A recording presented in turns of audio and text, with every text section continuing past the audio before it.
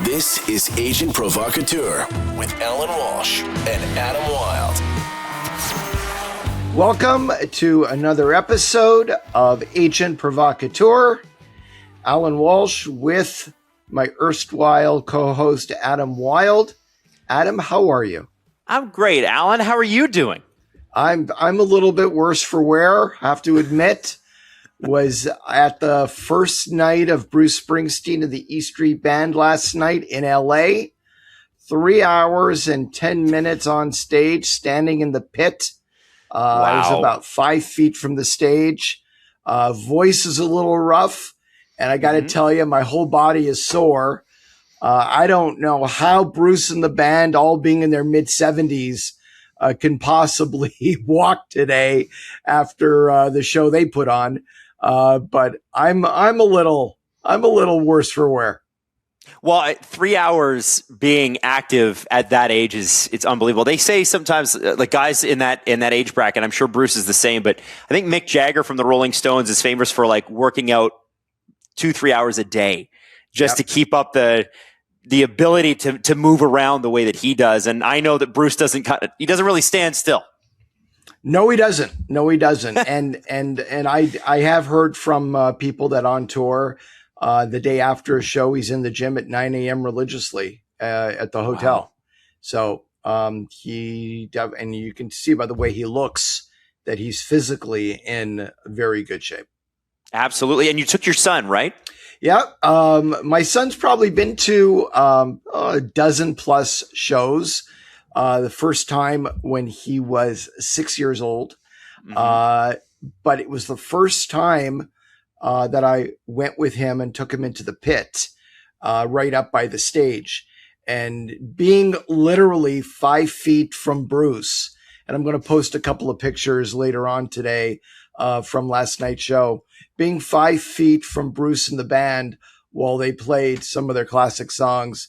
You know, I just saw my son kind of in awe and wonder with it all playing out right in front of him, which was as joyful for me as those who know me as it was actually being at the show and seeing Bruce and the band play. That's got to be the coolest thing, you know, when you love something and your kids can appreciate it too. Yeah, there were some people who actually, like, we were in the pit with a big group of people right up in front of the stage that we go to Bruce shows all over the world together. And some of them had surreptitiously taken pictures of Ethan and I with my arm around him during certain shows, singing into my handheld fake microphone together. And they took some pictures and short videos and sent it to us after the show. They said that the joy and happiness and the way that we were interacting with each other was touching to them. And it's great to have those photos and a couple of videos as mementos between us. I couldn't agree more. It's something that I do with my mom a lot. She took me to a lot of bands that she loved, everyone from like the Stones to like Bob Seger. And I can remember, Allan, Van Halen was always my favorite band. And when they reunited with David Lee Roth, I remember looking over at my mom when Hot for Teacher came on, and she was air guitaring with the person next to her that she didn't know. So that was, you know, just really those experiences with your parents, they're golden. They're amazing. And I think I would have been about Ethan's age. I think it was 2007. So just out of high school. So those are precious moments we still talk about. And I want to talk to you a little bit about today, because we've got Phil Danault, client of yours, coming on a little bit later. So that'll be, you know, mid-show. Yep. But there's a few things that we can talk about beforehand. And I really wanted to start with this, because when I saw this come out, I'm like, oh, Allan's for sure going to tweet about that. And sure enough, you did. Connor Griffin of the Pittsburgh Pirates. We don't usually talk baseball on this show, but they are in agreement on a 9-year contract extension, and it is a $140 million deal. So he's going to make $15.555 million for, you know, average. That's the average. You know, year to year can change, bonuses, all that stuff. We don't know quite yet. But this deal apparently was agreed upon a couple weeks ago, and it was just not announced until today, 5 games into his MLB career. And I think as hockey fans, 5 games into his career, getting a 9-year $140 million deal, the most expensive in Pirates history, is pretty unbelievable. Allan, what do you attribute that to? How does that happen? Well, that's what happens when you have a very strong players union that has resisted a salary cap for all these years. So in the NHL, and we've talked about it many times with the triple hard cap system. But let's take a step further down this salary cap road. And there is a very stringent salary cap as it applies to entry level players. And only now is it slightly loosening a little bit. For the better part of 2 decades, entry level players made about the same amount of money year after year after year after year. It didn't matter that the cap incrementally went up. Entry level players were kind of stuck in the mud.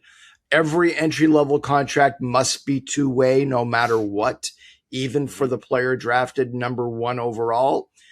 So if that player ever ended up in the American Hockey League back over the last 2 decades, their salary would have been somewhere in the neighborhood of $75,000 to $85,000. It's at $85,000 right now and is going to go up incrementally, about $2,500 a year for the next 3 or 4 draft years. That's it. Signing bonuses for entry-level players were generally around averaging over the last 20 years about $80,000 a year. Now, they're at finally for entry-level contracts signed right now, we're seeing some in the 3rd year of the deal going to $102,500 per year. Okay. And people are sitting back saying, well, an 18-year-old or a 19-year-old, who's making $102,500 signing bonus. Well, that's pretty darn good money.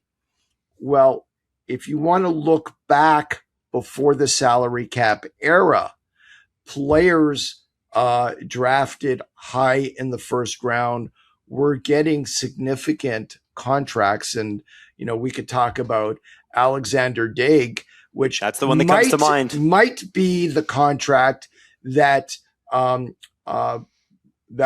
brought in the entry level cap. Teams never wanted to be in that position in the future where they were giving 5-year deals at $3 or $4 million a year on average to young players coming into the league. That was outrageous.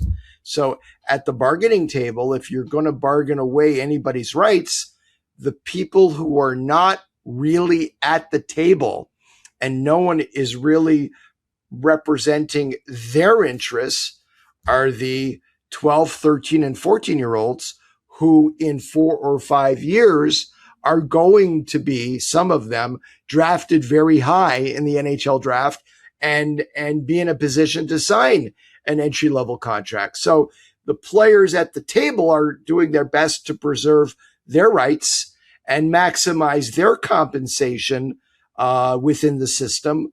But it's the young guys who historically have always been thrown under the bus. If you have to make a concession somewhere, let's make it there. Those guys aren't even here to complain about it as we make this deal. That's the reality of what happened. In baseball, with no cap and a strong culture resisting a cap, a Connor Griffin deal is a projection contract, right? You mentioned 5 games and this deal was executed or agreed to, but in essence, it was agreed to before he ever played 1 game in Major League Baseball at 19 years of age. So it's a projection contract.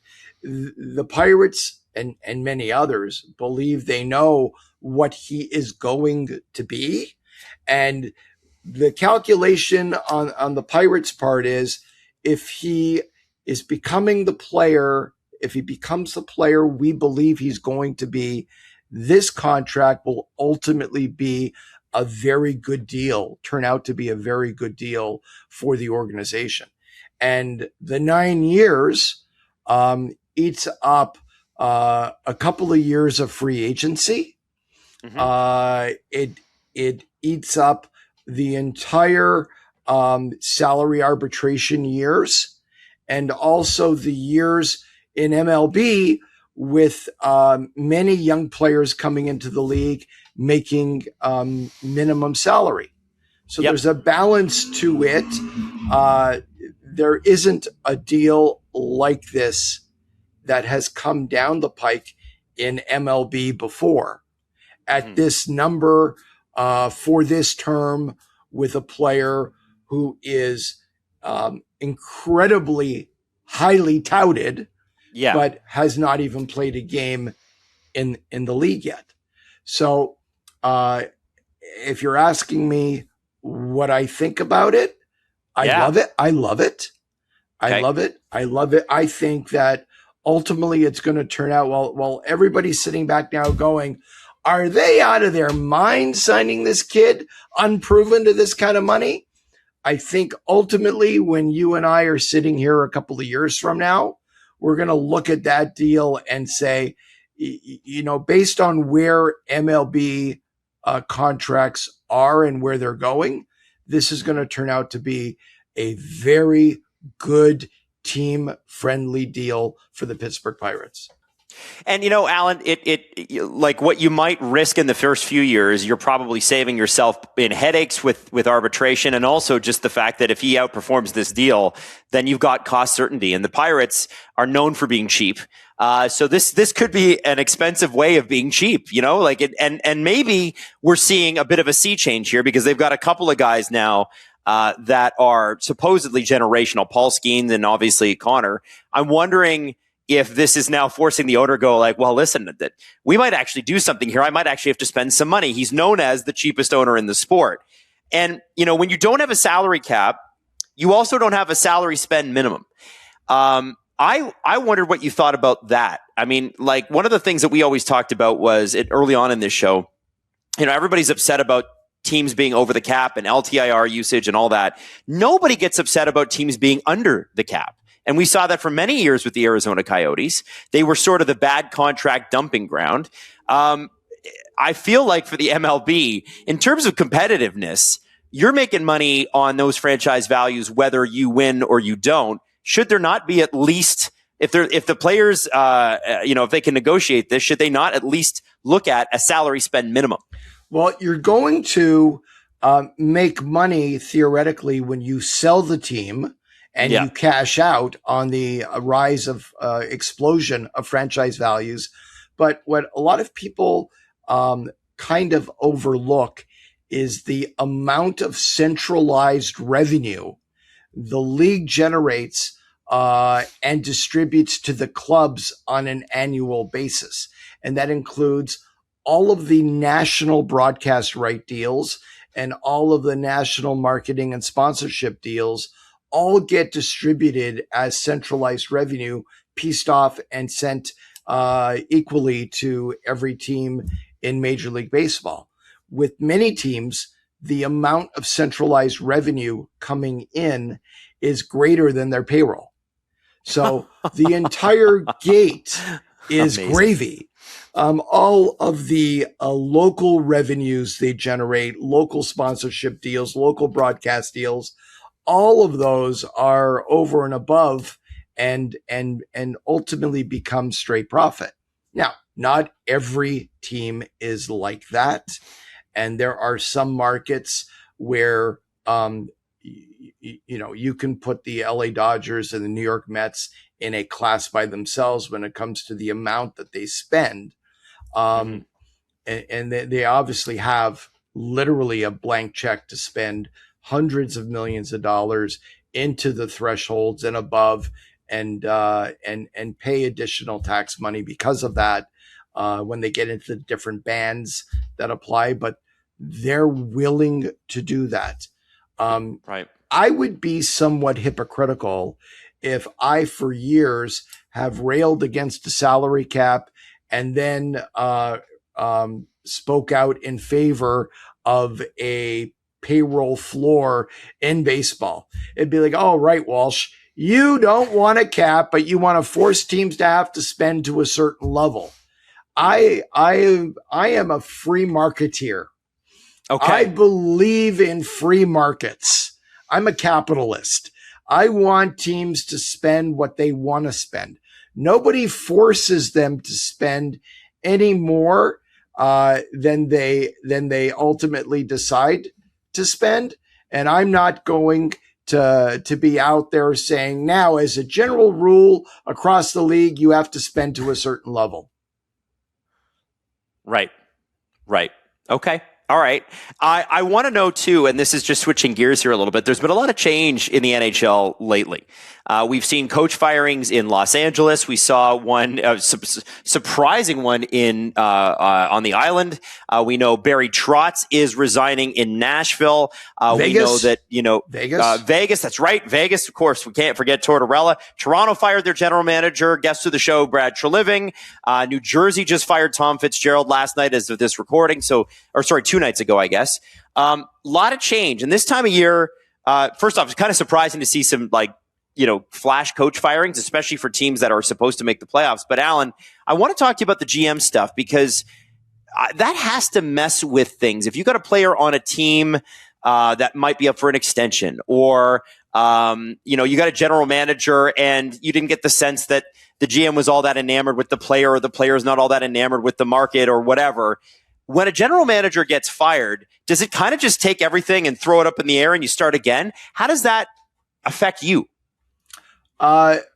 You build relationships with people running teams, and every relationship has a nuance to it and is a little bit different. But certainly when a GM is fired, there very much is a reset within the organization in the dynamic between a player, his agent, and the relationship with the club, based on who's going to be the next guy and what that transition is like. It has happened that a new GM has assumed duties of and taken on his role with the club, and does not see the player's value the same as the previous GM. And ultimately, the GM change is not something that is good for the player or the agent. And sometimes it's a godsend. You got a really bad situation with the player in the relationship with the club. There's a GM change, and all of a sudden, everything around this player seems to get better. So every situation is different, but there is, as a general rule, a reset in the relationship. It's very rare that it just stays the same. It usually is going to be better for the player down the road, or be problematic for the player down the road. What if you've worked on a deal and you've got, I don't know, like a handshake or a verbal? Obviously, nothing is signed until it's signed. Somebody else comes in. Is that frustrating for you, all the work that you've put in? Or is it like, well, I might have a relationship with that person anyway? How do you look at stuff like that? Deals are not done in a silo. So when you're negotiating deals with a club, the GM is involved. Almost always the assistant GM is involved. A president might be involved. Depending on the player and the size of the deal, an owner might be involved. So if you take one of these people out of the equation, let's take the GM out for the sake of our discussion right now, there are generally so many people who have also been involved in the deal. I've never been involved in a situation where a deal is literally agreed to. All you need to do is paper it, and a new GM comes in and says, no, we're not doing that. Okay. But I have had deals that were 85, 90, 95% done, and there is a change. And I'm thinking in two situations in particular. those deals ultimately were consummated under the agreed upon terms that were already done, and maybe a little bit of nibbling around the edges to get it over the finish line. Right. Right. Now, in Toronto's case, it's obviously the most public GM situation because, I mean, first off, it's Toronto. And there's just an enormous amount of Leaf fans and a lot of interest out there. But secondly, I think, there's interest from around the NHL because non-Leaf fans love watching Leaf fans suffer. And I think that's just, I mean, it just is what it is, right? That's the way it is. And the Leafs are sort of the evil empire, and so be it. With Treliving gone, we had the press conference from Keith Pelly, and Keith in it mentioned, okay, we're going to be evidence-based, analytics-based. And he said that he was going to hire a group to assist him in the executive search. And we don't know fully yet if it's going to be the GM and president are going to be the same person. We don't know if it's going to be two different people. We assume it's going to be two different people, but that Keith will take a step back from any sort of hockey operations, really run the business side. I'm curious for you, how many times have you seen a team go and do it this way? You often don't hear about this in terms of having an executive search team. And interestingly, from what I've been told from a couple of sources that I have in the NHL, when a general manager changes, a lot of times head office will just send you 10 names and go, you should talk to these guys.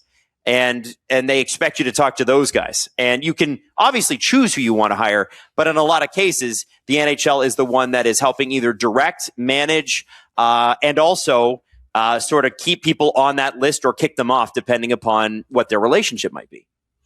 Yeah, I think there may have been more influence coming from NHL New York in the past than there is right now.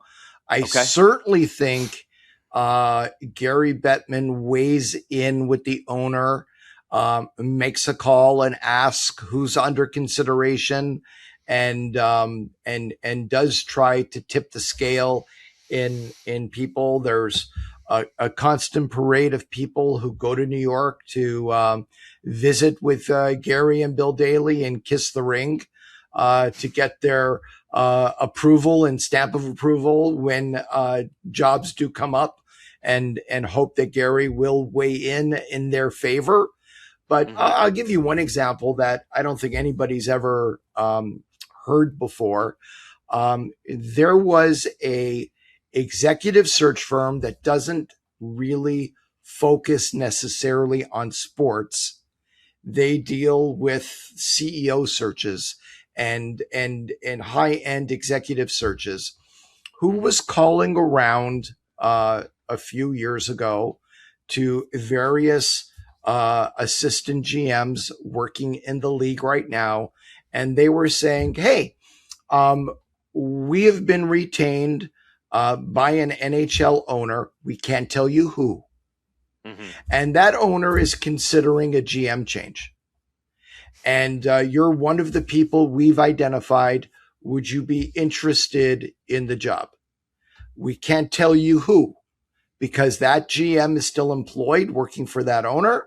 But we're going to present three. We've been asked to do some vetting and interviewing, and we're going to write up a detailed report on 2, 3, or 4 people and submit it to the owner as an option.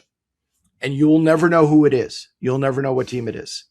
And there were a group of people that ultimately went through, I think it was 3 different rounds of interviews with different people at the search firm, who then presented a report to the owner. And ultimately, the search firm contacted the people they spoke with and said, the owners decided not to make a change right now. And to this day, the people who were involved in interviewing never knew what team it ultimately was for. Wow.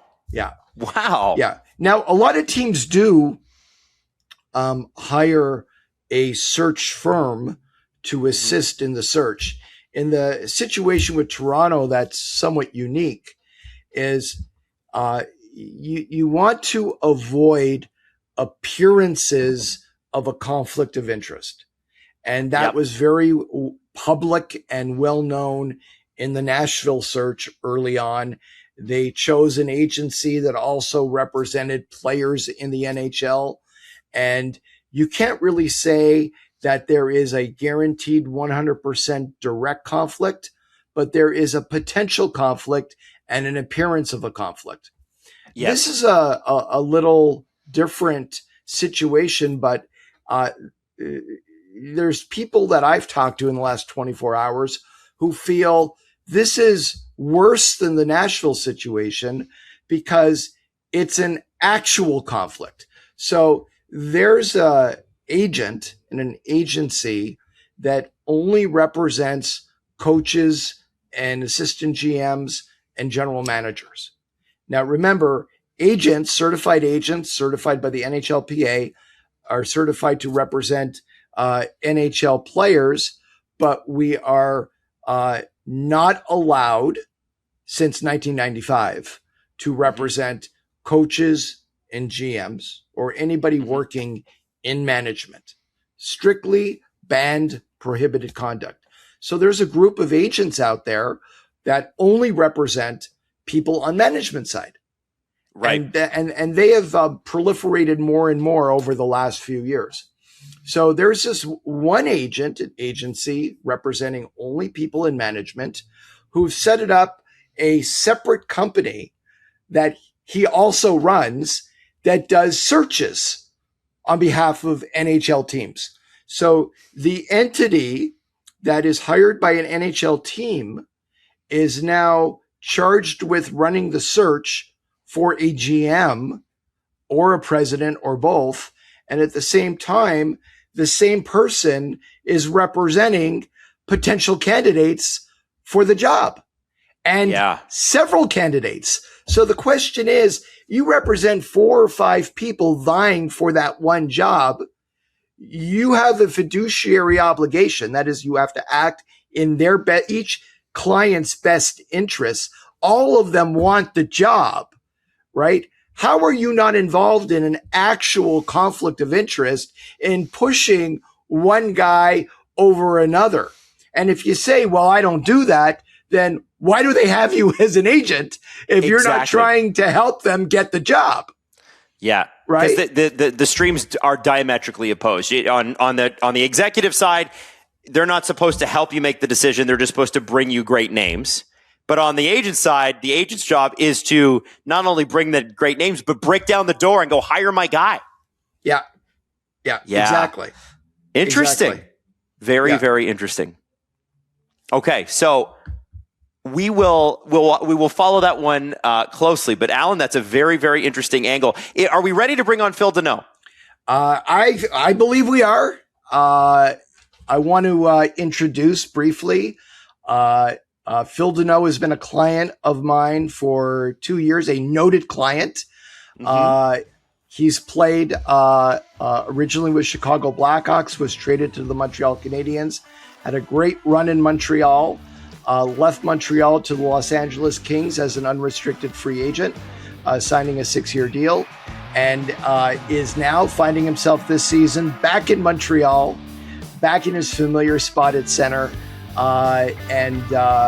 Since the trade, the Montreal Canadiens are 27 wins, 6 losses, and 5 regulation losses, regulation OT losses. So you can make an argument, a strong argument, and I would make it, and I am making it, that Phil Danault has been a difference maker for Montreal this year.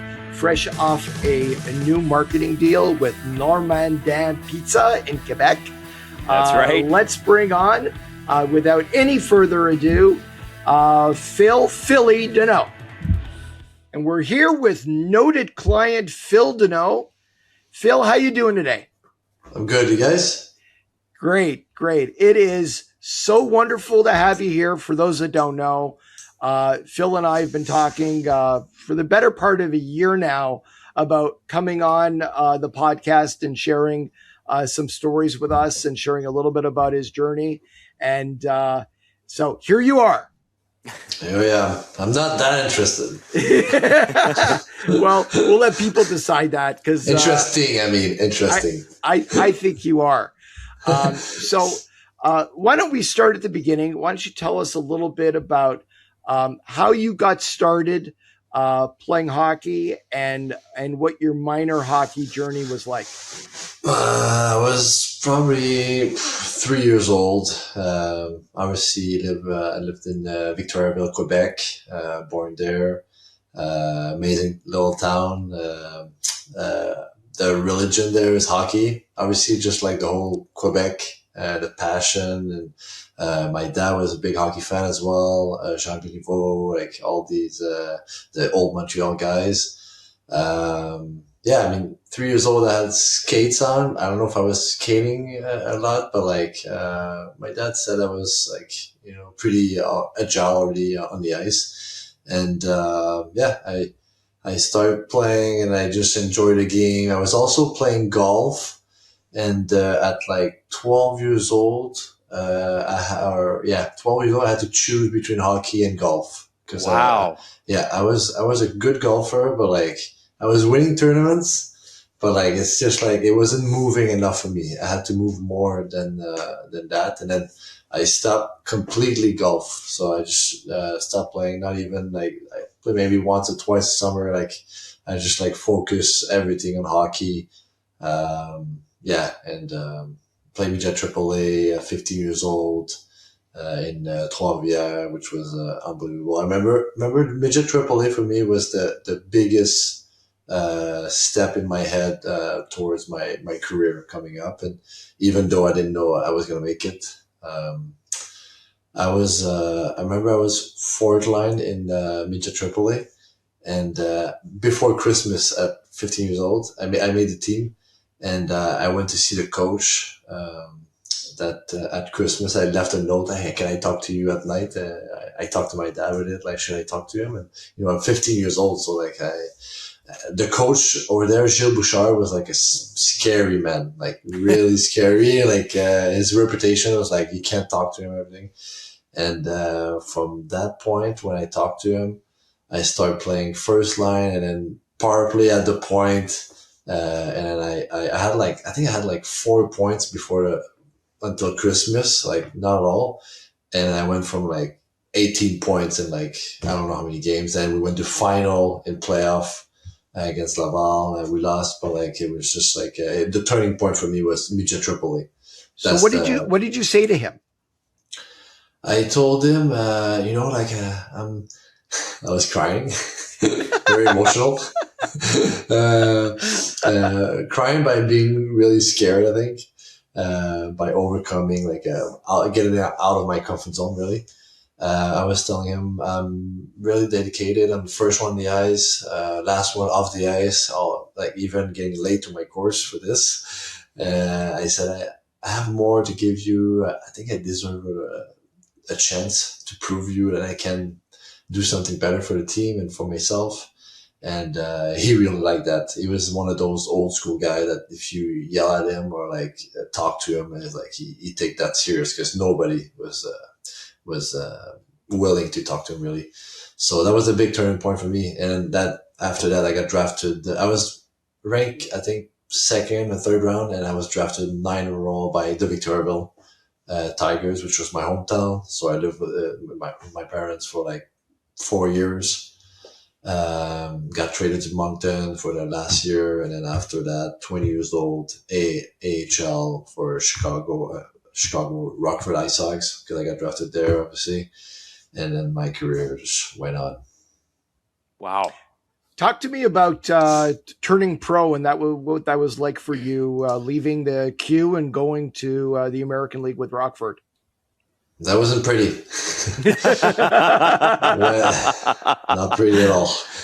Went from like being home and eating like mom's recipe and stuff to like Chipotle every day. So so it was a big change, and I was struggling. My first year AHL, I was struggling. Even asking myself, like, can I play in this league? Like, is it my, like, there's so many steps in your head before you become a pro. and I cared so much that sometimes it didn't help, and I had to chill out a little bit, and I had some great friends down there too. My first year, I was fourth line. I think I was playing wing sometimes, like, in and out. I was like, they liked me, but like not that much. Like they were like, hey, he's first rounder, but like is he ready really? Like, and then my second year, actually the first year I was barely speaking English, so that was one thing too. I couldn't explain myself, or I knew the hockey term, but like I couldn't be myself really, so I wasn't comfortable.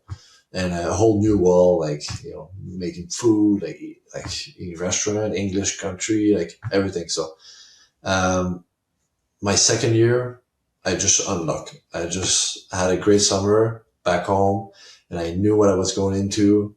The second year, I was obviously getting more friendly with the boys.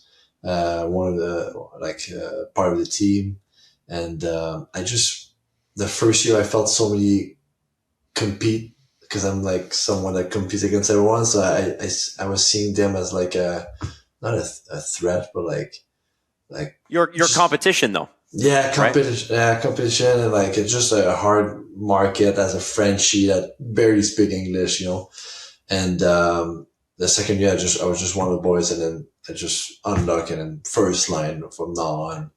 And then playing amazing, went to playoff, did 2 rounds. That was a really good playoff as well. So I just find my groove and my mojo. And I remember Stan Bowman, I got called up that year. I played 2 games, one in Vancouver, and the second one in Edmonton. The first one in Edmonton and the second one in Vancouver, and then I got sent down.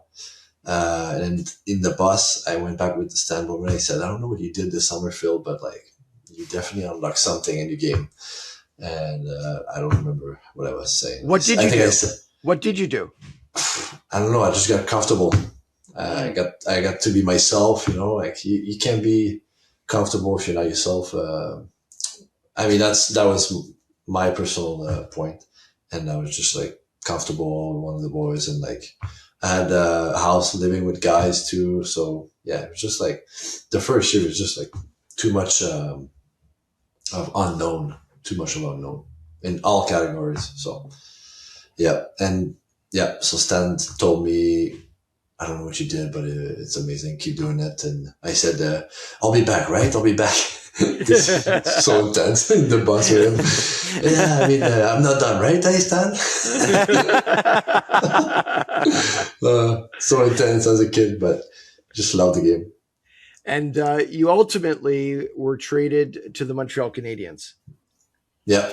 Tell us about the trade, how you found out, and what went through your mind when you found out it was Montreal.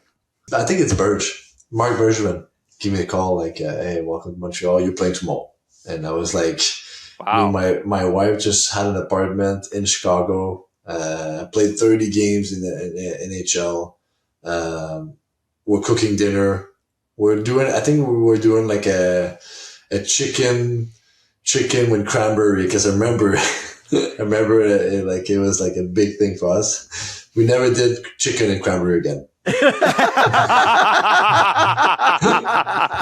Fair point. Yeah. Not that you're superstitious or anything. No. And then I remember I got a call, and my wife was like shaking, like, you guys are going to Montreal. And we were afraid at this time, because the only thing we were hearing about Montreal is bad story, and like how hard it is to play for your own home team, and like how bad you can turn, like just the bad stuff, the media and everything. So yeah, so I walk into a big business, a world of business, and I didn't know, and so many ups and downs in this market. And but like it's just an honor to be a Montreal Canadian. It was just amazing. Let's talk a little bit about your first run in Montreal. How does that compare to being back there right now? I mean, it's so different. Everything changed. Staff, Jeff Wilson organized things. Like he always took care of the player, obviously, but like just like the mentality change, the identity of the team change, the core change. There's like Suzuki and Caulfield were like rookie when we went to the cup. So Jake Evans was there, Brendan Gallagher was there, Josh Anderson was there as well. Maybe another one, I'm not sure. Anyway, everything changed from A to Z, and for the best though. And that cup run obviously was amazing. Burge built a great team, and obviously unexpected run, but we did it with the young kids too. Suzuki, Caulfield, they came in low salary, started putting goals for us, scoring goals, which what we were lacking, like goal scorer. You win with goal scorer, and they were a big part of it already. Yep. I can remember that very well, Phil, because I'm a Leaf fan, and I can remember. I remember how devastated I was. No, I know. And you know what, Phil? Philly, I say that every day. Every day I say that. Adam, Jeffrey, all of them. Sorry, Phil, guys. Sorry. I've had this conversation with Allan ever since you guys started working together, and I said, do you know how bad Philip Danault broke our hearts in that series? That first round was unbelievable. And listen, we know you can score and whatever. How did you learn to shut players down like that? Because as soon as Tavares was out, they stapled you to Matthews and Marner, and they just couldn't make things happen. These are special players.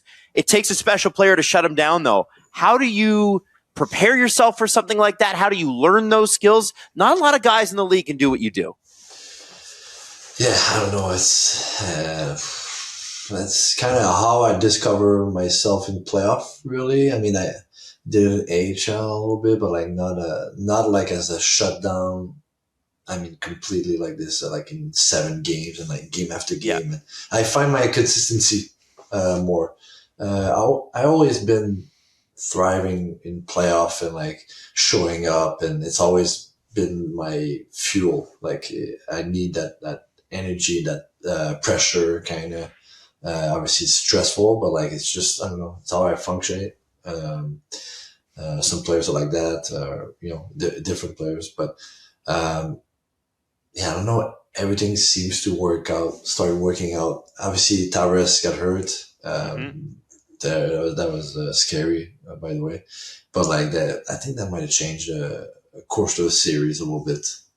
Just like, he's a goal scorer, very strong in front of the net. And now we were like, okay, just, shut down that line and then see what we can do. And all the pieces start going in our favor. And, but it wasn't easy. No. And I can remember the overtime games. And it's funny when you, like the Galchenyuk giveaway, the Travis Dermott spinorama in front of the net, those sorts of things. Yeah, I think when Dermott did that, the Leafs had outshot you guys. I think it was like 13-0 or 13-1, and your second or first shot in that period, that overtime period, goes in. And I remember feeling like, man, this team does not quit. And I wondered about that throughout, because you guys beat more than the Leafs. You beat Winnipeg, and then you beat Vegas. And the Vegas series, I think, shocked a lot of people. Nobody's surprised when Toronto wilts in the playoffs, let's be honest. But when you're playing the Vegas Golden Knights, who had been to the finals a few years before in their inaugural season, you're playing guys like Pietrangelo. Going into that series, I don't think a lot of people picked you guys, and you did an amazing job. I think it was 5 games and it was over. What do you remember from that run generally about that team? What made them special? We won in 6 against Vegas. Oh, 6. At home. Yeah. What I remember the whole series, it's just like how we came out of nowhere. Just start clicking at the right time. Just one event feels like it changed the whole thing. And it just show how, if you believe in it, it can happen, I guess. I don't know. It was amazing. It just, you said that we scored when we had 0 shot. They had 13. Who scored there? Suzuki? I think it was Suzuki. Yeah, Yeah, I can't remember. I'm trying to blur it out in my mind so I don't have to remember. Yeah. So those, like, since I've been here in Montreal, they're a little bit like that too. Sometimes we get outshot so many times, but we seem like to be very opportunist. And I remember Tempo was like very opportunist as well. I mean, very strong team, but like that's how you gotta be very opportunist, clutch, and you win. Panthers too. Yeah. Panthers as well. Yeah. Very opportunist, you're right. But like, I mean, any team that wins really is opportunist. Yeah. But they were already, Suzuki and Cofield were already showing like sign of like opportunists and like winners, you know. But yeah, just Carey was outstanding. We had a heavy blue line D's. Just hard to play against. Not fun to go in front of that, in front of our net. Just like painful to play and just capitalizing any chance we could. Pain in the ass, I think. Yeah, pain in the ass. Yeah. and you know, Philly, I know you as somebody who has an intense, burning desire to win, and that's shared, you know, within your family, with your wife with your wife too. You are both incredibly focused. And it's like in your DNA that you want to win, and you came really close that year. Yeah. How much of that wanting to win influences your decision making in the game right now? I mean, always anything I do is for the team to win. No matter on the ice, off the ice, it will be it's always going to be the goal, you know, like it's going to be the main reason why I play until, you know, if I win one, I want to win two, you know. It's the main reason why I will stick around the longest as I can. There's no other reason, you know. I don't go for personal, like getting 1,000 points, or that's not my groove really. But yeah, just like winning is everything. So it's been, in the same time, I've been trying to change my approach because it's so hard to win. So you're always like pissed off, you know, after the season, or like discouraged a little bit. But like, yeah, I guess you lose and you train in the summer and you're like, okay, this year I'm going to win. So we seems to forget and just like go through it again. And then if you're lucky one day, then you show up and you win. So after a great run in Montreal, you become an unrestricted free agent and you sign as a free agent with the LA Kings. What brought you to LA? Before that, I had a story because I was in Chicago when we won before, like the summer we won against Toronto. Like the whole like Toronto at Vegas and everything. We're in Chicago. I'm having a drink with my wife. We're just there for a getaway. Like I'm not even with Chicago anymore. And there's one guy sitting by himself. Me and my wife were sitting at the bar, and I've just started talking to the guy. I'm just like, he looks like a little lonely. And I talked to him and whatever. And he said, I don't know how we came to this, but like he said, oh, like it hurt my heart. Like I'm from Toronto, and there was like there's this guy that like shut down Matthews, shut down Matthews and changed the whole series. Like he pissed me off. Like I don't know what's his name. I said, I think it's Phil Danault. He said, yeah, it's Phil Danault.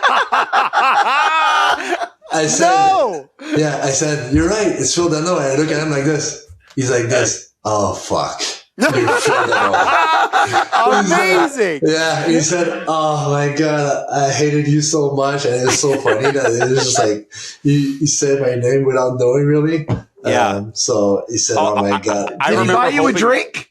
Yeah, he did. He did. Oh, that's Espresso nice. martini with my face on it, like I don't know, a custom thing. Cool. Yeah, that was awesome. I can remember hoping the Leafs would sign you that summer because I'm like, if we're going to lose Zach Hyman, we might as well bring in the guy that killed us. But I don't know if that ever was close. Allan, you were talking about LA and what brought Phil to LA. Yeah, sorry. No, it's okay. Yeah. what brought me to LA. Obviously, there's with Montreal didn't fit well. Like they were going with Kotkaniemi and Suzuki, which was the future. So we decided to split ways, and signed 6 years in LA. They wanted me really bad. They were like, they were on me. Like they just show lots of attention and like. I wanted to play a power play too, like get a new step of my game as I was entering my prime. And I had a great time in LA. Obviously, met some unbelievable people there. The organization was awesome. Took care of us from day one. And you had a 27 goal season. Yeah, that first year, I wanted to show I could score goals. Obviously, this year is not as easy, but like, there's ups and downs in the career, and I had 27 goals. Everything was working there. Like I was running the power play, like everything was working. I was showing other aspect in my game, getting better, and it was just like it was an awesome time. and it's interesting in your time in LA. You had been working with the same agent since you were in junior. And then about 2 years ago, you switched to Allan. And I'm curious about what makes you make a change like that? Because that's significant, right? You develop a relationship with somebody for a long time, and it's also your future, right? You're in the middle of a contract at that time as well, which I think would strike some people as, oh, that's an interesting time to do it. What is sort of the difference between what you experienced then and now, and why did you ultimately make the decision? I wanted someone I could talk to. Someone I'm a little closer, engaged in conversation, and like know a little bit about my future. Talk together after games sometimes. I wanted someone I could reach every day almost. And Allan was just the man. And I love you, Allan.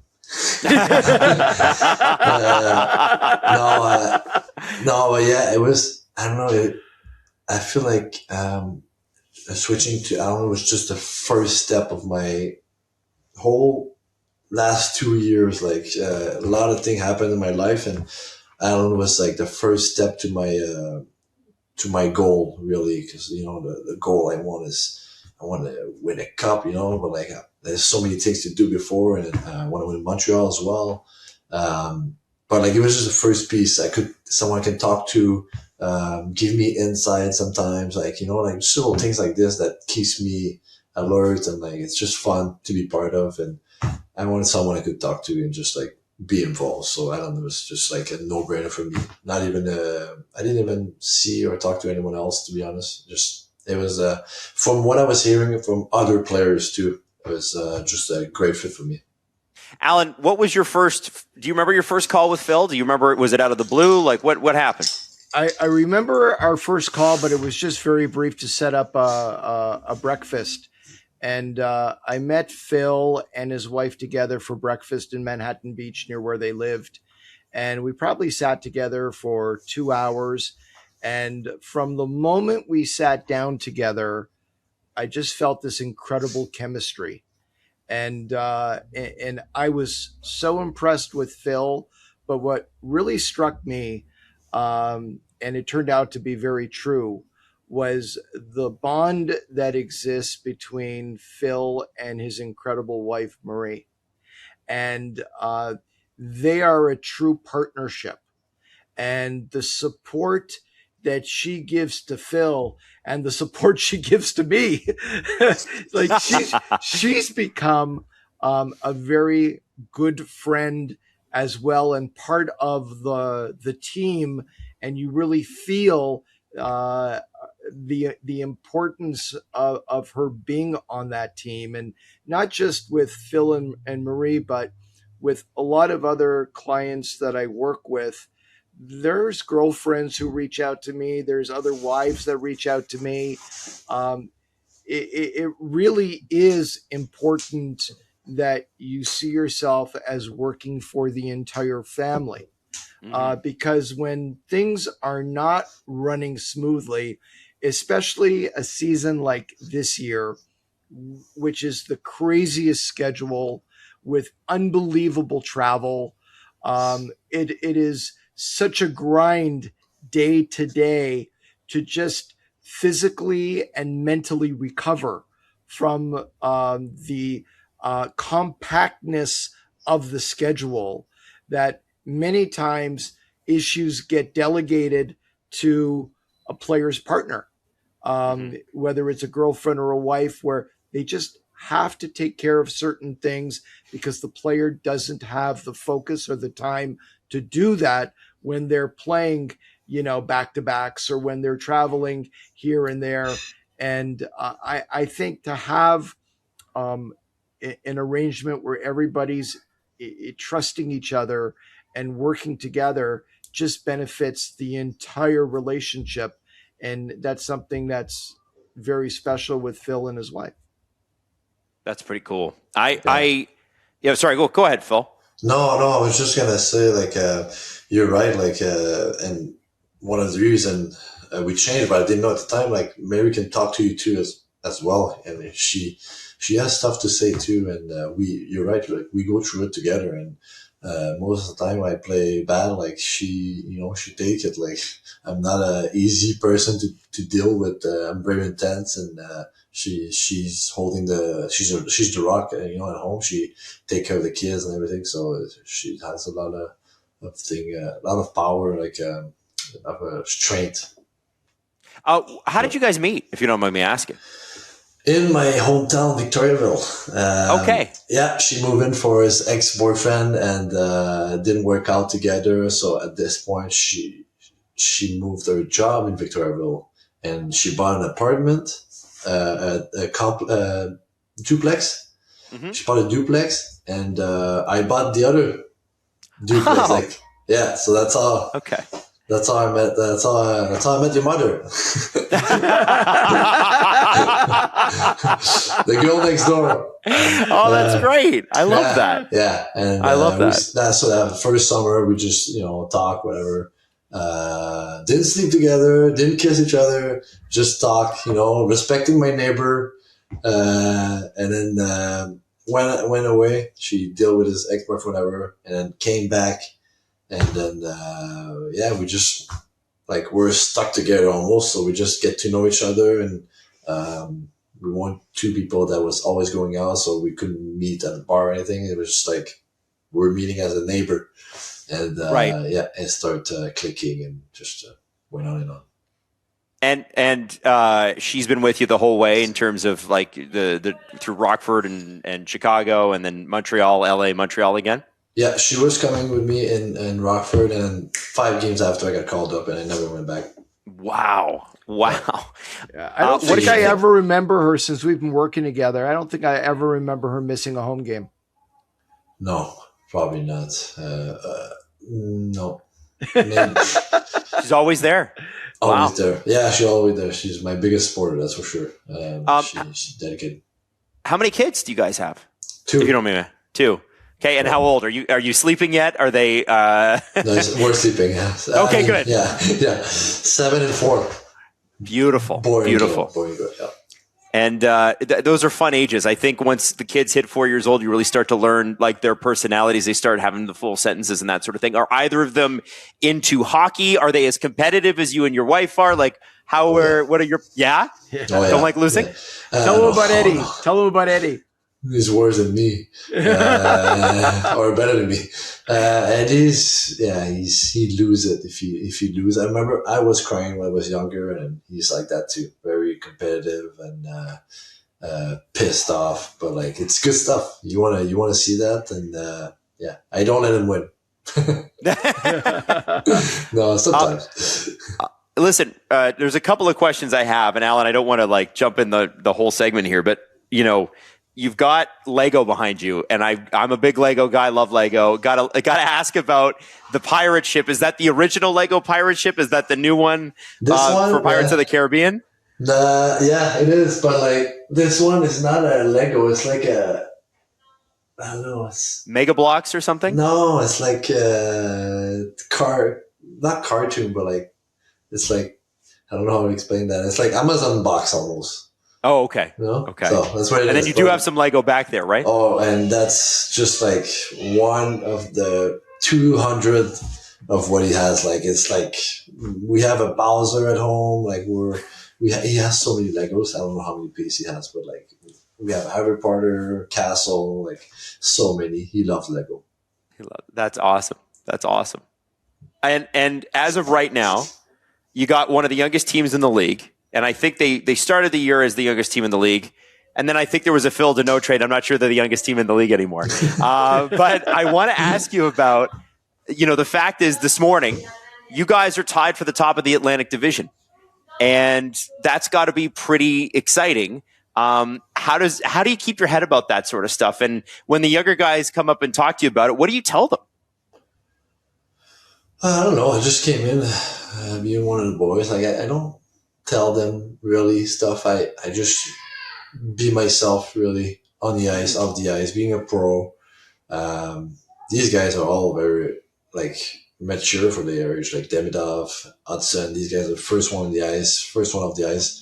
Sometimes too much on the ice for sure as a young team, but they're gonna learn, what they need. And at this young age, it doesn't matter really if you go on the ice or not. Like you have so much energy, and like you don't have to manage your energy as much. But those are crazy schedules, and these guys play like 30 minutes sometimes. So there's definitely things that they need to learn. But they're like dedicated. Like I never seen the guys as dedicated as that.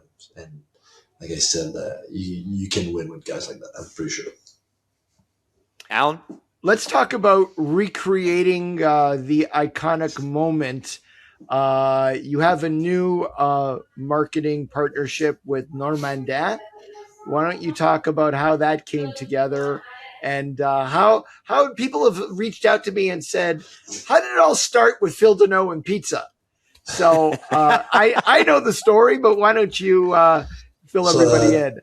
The cup, the Stanley Cup run we had in 2021, we win against Toronto, and I was just like, sorry. It's okay. It's all right. It's just like we came back, from 1-3. I was just like exhausted and no filter. I was like, give me that pizza box. And I just did the media and I started eating my pizza. I was like, no filter, just like enjoying having a beer and a pizza before the next round. And like, just like, I don't know, no filter. No filter. After games, when I play hard, whatever, I have no filter. And I just do whatever I want. I don't care.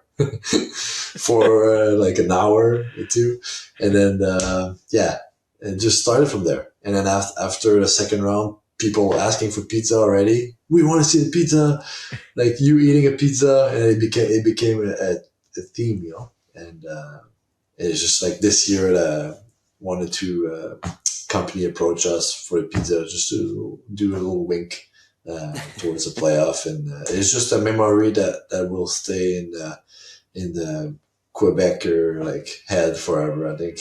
Plus, we won. We won the conference final the June 24th, which was Saint Jean Baptiste, which was impossible with hockey. Impossible that we win on June 24th, really. Impossible. Yeah. And we won that series. So that was the biggest moment, I think, for a long time in Quebec as hockey related. Right. That's cool. And it was the first time playing for the Cup since the Canadiens won it in '93. Yeah. Which I was born in '93 as well. Oh, yeah. Awesome. Yeah. Wow. All right. Well, Phil, you've been incredibly generous with your time. You actually gave us more than we originally said we were going to need. So we really appreciate it. It's been great getting to have you talk a little bit about your journey and tell your story. Some great stories that you shared with us that are very memorable. And thank you again for coming on and being so honest and forthright. And best of luck the rest of the way. And I'll be talking to you in maybe 2 hours? Yeah. Yeah, probably. my wife should text you in 2 or 3 minutes. Hey, Phil, thanks for the heartbreak as well. Right sorry. Hold on, let me check. Yeah, no, nothing yet. I'm surprised about that. Yeah. Sorry for Yeah, you were bringing awesome, up. Phil. Thank you for your time. This has been Agent Provocateur with Allan Walsh and Adam Wylde. Follow Allan Walsh on Twitter @WalshA. Subscribe wherever you get your podcasts by searching Agent Provocateur and hitting the subscribe button. YouTube.com/SDPN.